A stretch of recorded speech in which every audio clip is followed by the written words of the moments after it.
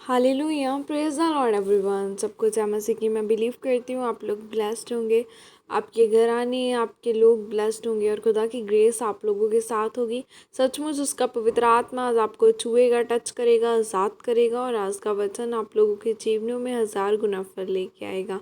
आओ मैं उस पाक और पवित्र वचन को आपके लिए पढ़ती हूँ, जो वचन हमें परमेश्वर के दास अपोस्टल अंकुर यूसुफ निरूला जी द्वारा और परमेश्वर की दासी पास्टर सोनिया यूसुफ निरूला जी द्वारा दिया जाता है। आओ मैं जिंदा वचन को आपके लिए पढ़ती हूँ। अभिलाषा और पाप पर फतह। जैसे कि पवित्र बाइबल उत्पत्ति 11 की 31 से 32 आयत में लिखा है, तेरह अपने पुत्र अब्राम और अपने पोते लूत जो हारान का पुत्र था और अपनी बहू सारा जो उसके पुत्र अब्राम की बेटी थी, इन सबों को लेकर कसदियों के उर नगर से निकलकर कनान देश जाने को चला, पर हारान नामक देश में पहुंचकर वहीं रहने लगा। जब तेरह तेरह 205 वर्ष का हुआ तब वह हारान देश में मर गया। हालेलुया। मेरे प्रियो, यह आपको भूलना नहीं है कि जो कोई प्रभु यीशु मसीह पर विश्वास करता है वह परमेश्वर का एक चुना हुआ है, चाहे वह एक आम विश्वासी हो या एक पास्टर हो। अगर आप उत्पत्ति 11 की 31 से 32 अध्याय को पढ़ें तो लिखा है, तेरह अपने पुत्र अब्राम और उसके अपने पोते लूत को हारान का पुत्र था। बाइबल के मुताबिक तेरह जो अब्राहम का पिता था वह एक मूर्ति पूजक इंसान था, और जैसे ही वह कनान देश में जाने के लिए निकला तो परमेश्वर ने कनान देश में जाने से पहले यह सुनिश्चित किया कि वह पहले मर जाए, ताकि अब्राहम उससे अलग होकर और कनान देश अब्राम को दे सकूं। अगर आप परमेश्वर की योजना को अपने जीवन में देखना चाहते हैं या उस देश या उस जगह पर पहुंचना चाहते हैं तो जो परमेश्वर ने आपके लिए तैयार की है, तो आप अपनी पुरानी ज़िंदगी में रहकर वह नहीं कर पा सकते।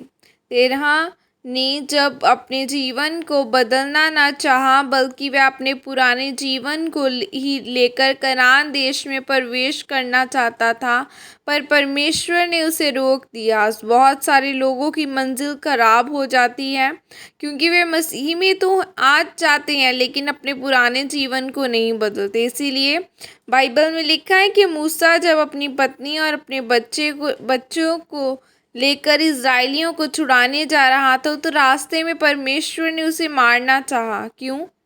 क्योंकि उस समय तक उसके बेटे का खतना नहीं हुआ था।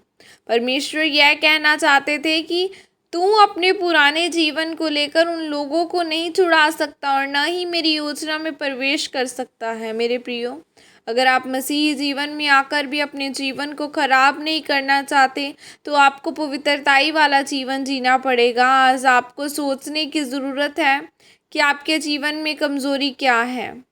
किसी की कमज़ोरी व्यभिचार हो सकती है, किसी की कमज़ोरी पैसा हो सकती है, किसी की कमज़ोरी डर हो सकती है, लेकिन अगर आप इस कमज़ोरी को पालना शुरू करेंगे तो वह सांप एक दिन अजगर बन जाएगा और फिर आपको उसको मारना मुश्किल हो जाएगा और आपकी मंजिल व्यर्थ होगी। अगर आप शिमशोन के बारे में पढ़ें तो उसकी कमज़ोरी एक औरत थी, और आप अपनी अभिलाषाओं को, अपने पाप को खाना देना बंद कर देंगे तो वह अभिलाषा और पाप आपके जीवन से ख़त्म हो जाएगा। आज आप अपनी उस कमी को दूर करें जो आपके मंजिल के आगे खड़ी है, जो आपको परमेश्वर के कामों को करने से रोक रही है। और जैसे ही आप अपनी अभिलाषा पाप पर फतह पाएंगे तो परमेश्वर आपको अपने आग और अपने अभिषेक से भरेगा और आप आशीष पाएंगे। आमीन। यह प्रार्थना आपके द्वारा की जाए। सर्वशक्तिमान परमेश्वर, इस वचन के लिए पिता मैं आपका धन्यवाद करती हूँ और परमेश्वर मैं यह प्रार्थना करती हूँ कि आज से मैं अपने पापों को, अपनी कमज़ोरियों को दूर करके उन पर फतह पाऊँगी और आपकी आशीषों को प्राप्त करूँगी। प्रभु यीशु मसीह के सामर्थ्य नाम में मांगती हूँ। आमीन।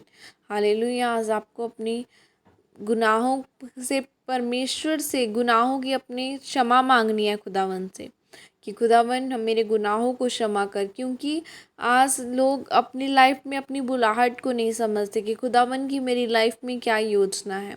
क्योंकि जब तक आप अपनी बुलाहट को न समझेंगे तब तक आप अपनी आशीष को नहीं ले सकते। और सबके लिए कोई ना कोई बुलाहट है, आप कोई ना कोई बुलाहट के पर्पस से चुने गए हैं। खुदावन ने किसी को भी फिजूल में नहीं चुना, उसने हर एक को अपने कार्य करने के लिए, उसके नाम को महिमा देने के लिए चुना है। तो सबसे पहला काम आपका है, आपकी बुलाहट क्या है कि आपको खुदावन के नाम को महिमा देनी है। आपने उसको, उसके नाम को धन्य कहना है, लोगों को बताना है, शुभ समाचार सुनाना है और खुदावन की सेवा करनी है। सेवा वही नहीं है कि आप खुदावन के घर में सेवा करें, सेवा यह भी है कि आप वचन सुनाएं, लोगों को बताएं परमेश्वर के बारे में। सेवा यह भी है कि आप खुदा के वचनों पर अड़े और खड़े रहें। और जिस तरह आप प्रार्थना में बढ़ते हैं और खुदा के वचनों को लोगों को बताते हैं तो लोग आशीषित होते हैं, तो खुदावन फिर आपको भी आशीषित करता है। खुदावन आपको आशीषित करे, आपको शुभ समाचार सुनाने का आत्मा दे, आपको बल बख्शे और ब्लेसिंग्स दे। प्रभु यीशु मसीह के सामर्थ्य नाम में मांगते हैं, आमीन। God bless you all. Praise the Lord. जय मसीह की।